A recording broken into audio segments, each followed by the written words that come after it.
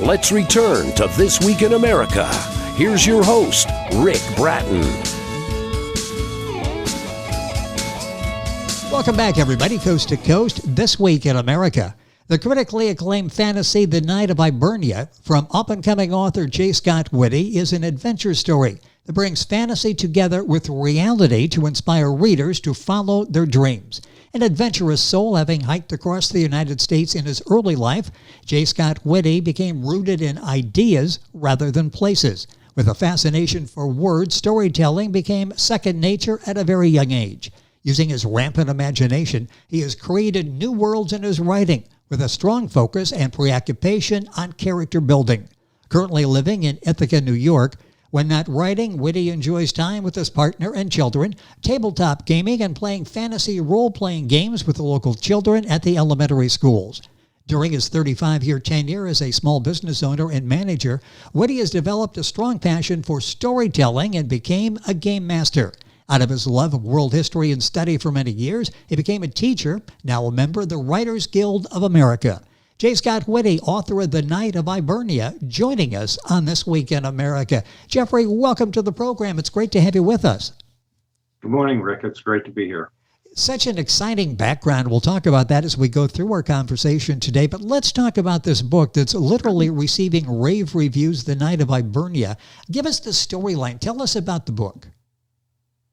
The book focuses on a young boy from Cornwall who decides that he wants to do something great with his life. So he decides to join the famous Knights of Hibernia. So he travels to the ancient lands of Hibernia to do just that. On the way, he meets a woman named Fayette who has to get across the island to warn the Duchess of an impending invasion.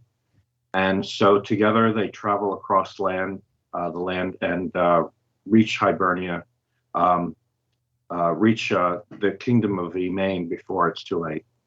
It's a fascinating story, and you do such a wonderful job of laying it out with the characters, and we'll talk about those. But the world that you've created here, what was the inspiration for this novel? Where did this concept for The Knights of Hibernia come from? The Knight of Hibernia is actually an allegory for an experience that I had in my quest for discovering who I was. I traveled across the country in the 1990s on foot and had a lot of misadventures during the course of that adventure, met a lot of people, and kept a journal for all of my travels. When I got home, I put that journal to writing, and I started putting down the Hibernia Chronicles. I was going to say, as you were going through this process of travel, were you thinking that maybe this would make a great story? I mean, you started being a storyteller and developing characters at a young age. Did you realize as you were traveling, but boy, I've got great material here for a book of some kind at some point? I didn't actually realize that until towards the end of my journey.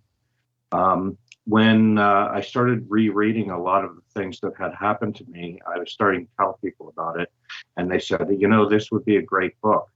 And once you have a concept for a great book, then you have to start figuring out who the characters are of that great story. And you do such an excellent job with that. The book we're talking about is The Knights of Hibernia, Hibernia. J. Scot Witty is the author and our guest on the program. You'll find the book at Amazon, all of the usual places. I mentioned you've had this fascination with writing, storytelling, reading from a young age. Who were some of your authors that influenced you as you were growing up that maybe shaped who you are today as a writer? When I was a teen, I was never found without a book in my back pocket. I read Isaac Asimov, Terry Pratchett, and Robert Heinlein were among my favorites. And but as I was reading these stories and being really influenced by them, they didn't really inspire me to write. It wasn't until a friend of mine handed me a book of H.P. Lovecraft that I actually started thinking that this is what I wanted to do with my life. H.P. Lovecraft told tales, but he used a rich language that really inspired people to really feel what the characters were feeling and suck them into the story. Well, and that's interesting because there are words and then there are words, and you seem to be able to find those that do draw us into the story, a vivid description of what we're seeing. It's almost as we're watching a movie unfold as in our mind. Talk about that, how that whole concept influenced your writing, because obviously it shaped who you are today as a writer. Well, I wanted to, I very carefully craft words that do elicit emotions. Most people like to have their readers associate with a particular character. I prefer my readers to really get sucked in and engage their imagination while they experience the story that's unfolding and as it's unfolding. The book is The Knight of Hibernia by J. Scot Witty, available at Amazon, all the usual places. Go to our website, thisweekinamerica.us, and you can link on directly to J. Scot Witty's page on Amazon, get all the information there. It's a great place to stay up to date on what else he's writing, which we'll talk about later on during the course of the conversation. When did you actually start writing? You alluded to that a little while ago, that it was you started as a reader and really enjoying escaping in these stories.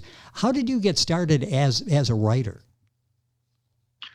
That's an interesting question. I have always been writing. When I was in school, I preferred to write a report as opposed to doing a test. Because I was able to really bring out what was happening in American history when I was at school, and then later when I got out of school, I continued writing all the time. I just had all kinds of stories just coming to me always, and I wanted to not lose those stories, so I kept writing them down, and with this idea that that's what I wanted to do when I grew up. Unfortunately, it was really difficult to break into the market, and I kept writing, and I kept everything that I had ever written. And now that I'm older and retired, I've handed a lot of my work out to people to read, and they've all loved them. And everyone who's read my stories have always told me, you really got to get these things published. So now that I'm retired in my work, that's exactly what I'm doing. I want to talk about what's next because you are working on other books, but you say something there that's interesting. Let's go back and talk about that. You wanted to do this early, not able to do it. Life gets in the way. You've got bills to pay, and you've got a job, and you've got people you need to support. Later on, you're able to write. Do you think in looking back, okay, I couldn't have written this well at that point. I've had so much world life experiences in the meantime. All of this is made me a better writer. Do you look back on your time, the game master and all the travel that you've done, teaching and working with young people, has that all made you a better writer, do you think? Absolutely. My experience has always worked to make my writing much more rich. However, the fact that I didn't give up on those early stories and just I didn't throw them away like a lot of people would have done. I always had something to fall back on. I always had something to relive. The Knight of Hibernia is written in a voice that's very young. And it's written in that voice because, well, I was very young when I originally wrote it. And as an adult, when I went back to rewrite it and finish the novel, I worked very hard to maintain that sense of it, that feeling that it is a story of a young boy. That's interesting. I guess the other aspect of that is we get older, we sometimes maybe become less creative, less progressive in our thinking, and I'm not sure that's going to work. Second guessing yourself where you're younger. Everything in the world is going to work out. You just go for it. Do you find that? It almost sounds like you had to get yourself back in that younger mindset as you were picking up and telling these stories. Yes, well, exactly. That's exactly what it was. I had to reread them and honor that voice Yes. that I had when I was young. And Dar LaCross is kind of my younger self. And in my second book, Of Whom Fortune Favors, he gets to meet my older self. And Calibus de Gallus is that older self. And it's so rare that a version of a younger person gets to meet an older person. Well, yeah, that's an interesting concept. And as you're talking, I'm thinking, okay, this would be good. You waited. Maybe not so good if you forget what it was like to be young and all these vivid things you had going in your imagination. J. Scot Witty, W-I-T-T-Y, if you're Googling, is our guest on the program, the author of The Knights of Hibernia. The book is available wherever books are sold. Go to Amazon. You'll get information on all of Jeffrey's books. Talk about that. Talk about the books that are out there now and what you're working on, because you've got good news for the people that enjoy Hibernia, because another one's coming along. Yes, that's correct. First one, we have The Knight of Hibernia, which we're talking about today. The second book in the Hibernia Chronicles is Of Whom Fortune Favors,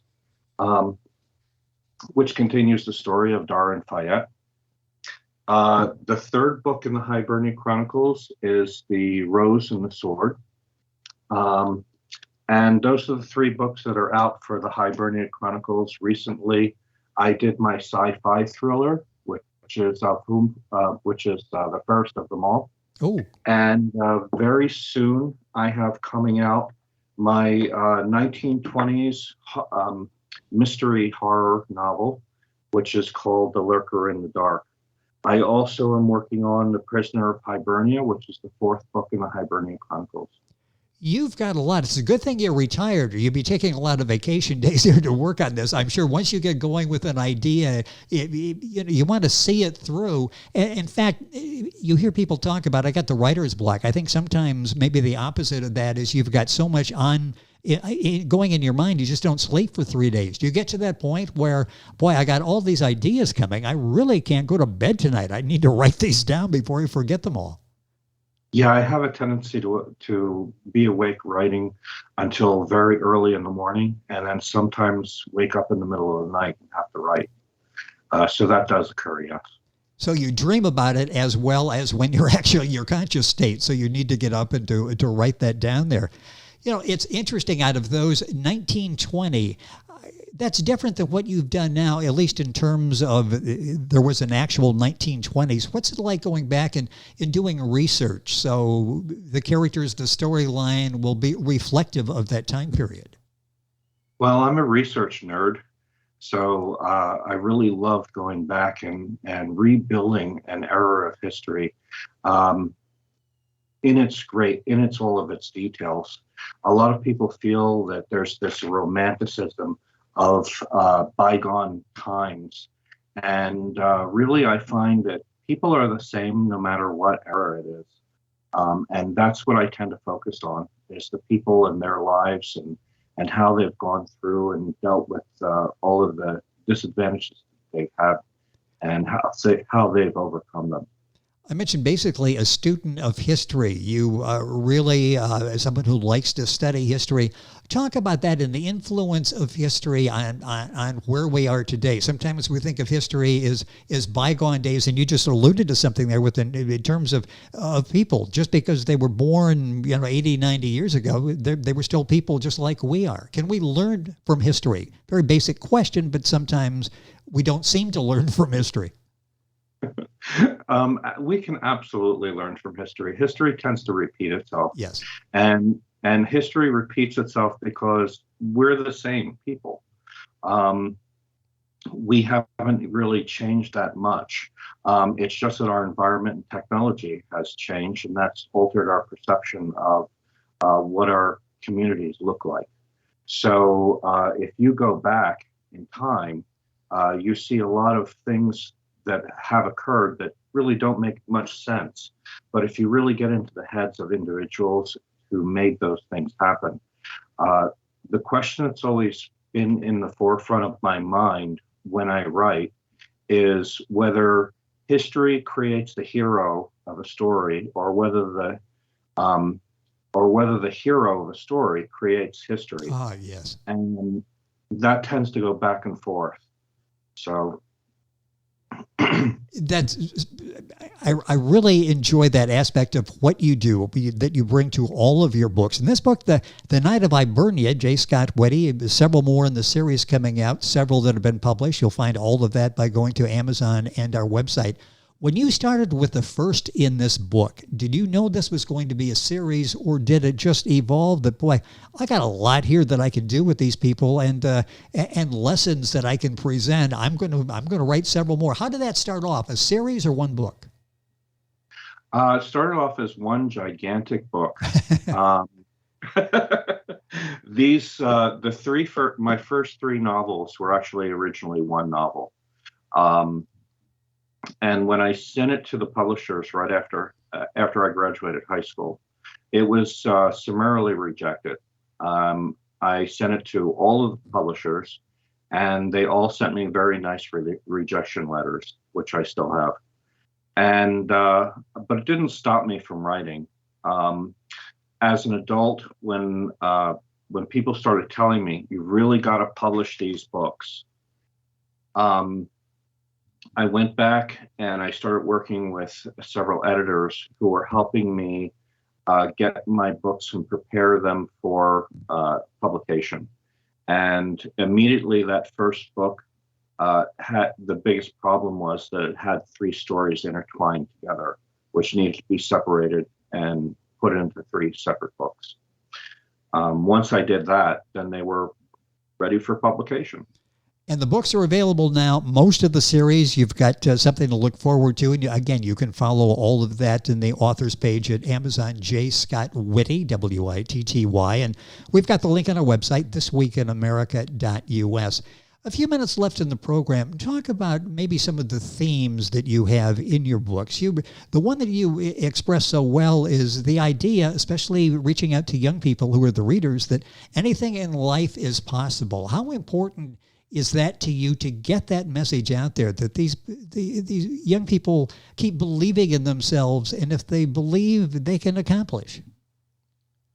Working with young people today, I see there's a general theme among teens today, and that is that they don't feel that their dreams, that their wishes, that the things they want to do for a living when they grow up are not being honored, and they're not being appreciated.